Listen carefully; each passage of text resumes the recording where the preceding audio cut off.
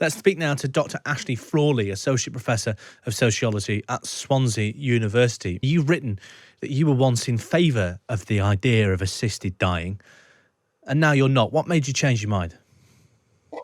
Yeah, it's one of these issues where you think, as a liberal type, I can get on board with that. And it's mainly these kinds of stories that we've just heard that made me in favor of assisted dying. And then a number of cases began to emerge of the situation in Canada, where I'm from, both publicly and in my own personal life, that made me realize I don't think this is happening because we're becoming more liberal as a society. I think we're becoming more blasé about human life, and in particular, certain kinds of human lives, people with severe disabilities. So, for instance, the case of Roger Foley, who has a disease that affects his ability to use his arms and legs and requires quite costly forms of community care, which he continually requested.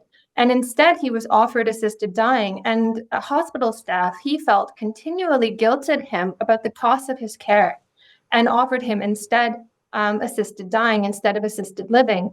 And then a very close family friend was suffering from multiple sclerosis and was very severely disabled.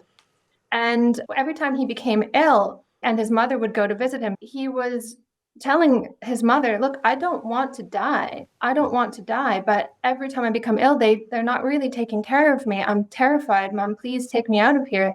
And his mother felt terribly helpless because there just wasn't the support available in the community to take care of him at home.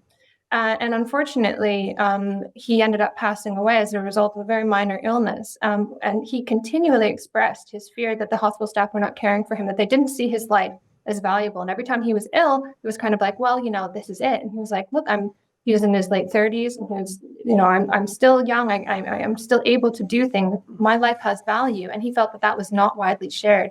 And I think this is a situation that's happening in Canada. A recent survey came out that showed people are increasingly in favor of offering assisted dying for things like poverty.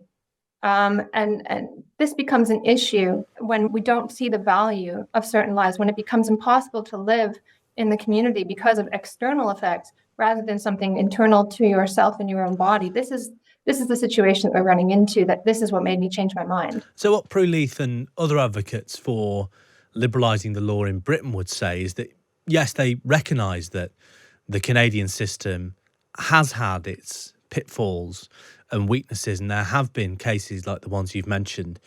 But their argument would be, OK, let's introduce tougher checks, because Prue Leith makes the argument, I watched my brother die in agony. The only options available to him were suicide, Switzerland, or suffering.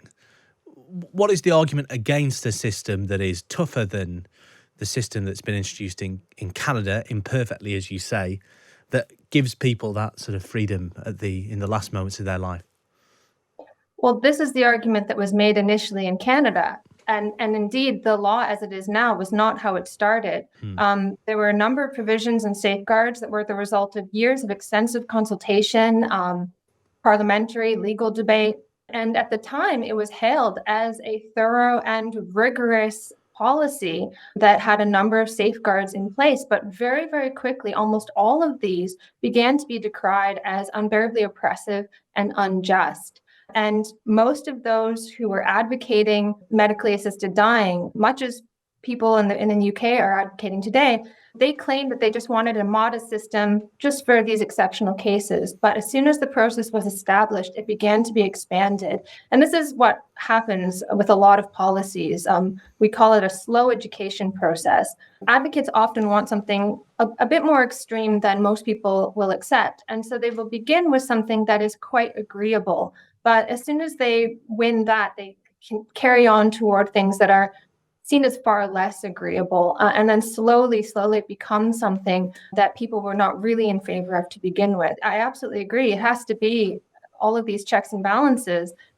It has to be something that you absolutely would not want to take up except in the most extreme of circumstances. That's what most people are on board with. The issue is that almost as soon as the legislation gets passed, it starts to erode and it starts to become offered to a wider and wider array of groups. And this becomes an issue in a situation where we have a struggling NHS, where we have a serious problem of social care in this country. And a lot of people with disabilities, they feel as though they're a burden on people. And in the case of Roger Foley, the medical staff expressly made him, he anyway says, that they made him feel as though he was a burden. But even without that, you have to understand that there's a context around these things. And if this kind of legislation starts to erode, then we start to open the door to all of these really sort of nasty social prejudices to have an effect on people's decisions to take their own lives. And that is not a society I think anyone wants to live in. Well, Dr. Ashley Frawley, Associate Professor of Sociology at Swansea University, thank you very much indeed for joining us to make the case against Prue Leith's argument for liberalised assisted dying legislation.